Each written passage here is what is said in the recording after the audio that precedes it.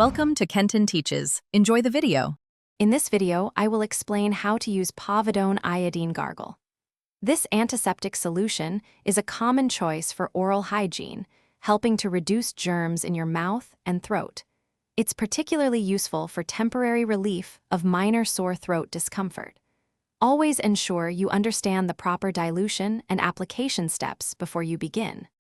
To prepare your gargle, first, measure the recommended amount of povidone iodine concentrate. Many products suggest diluting with an equal volume of clean water.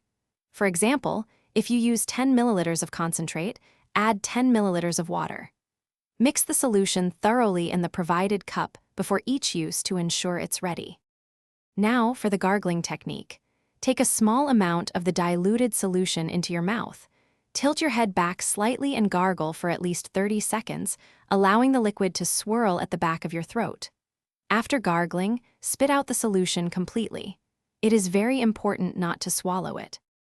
You can typically use Povidone Iodine Gargle 2 to 4 times daily, or as directed by your healthcare provider. If your sore throat or other symptoms persist for more than 2 days, or if they worsen, please consult a doctor promptly.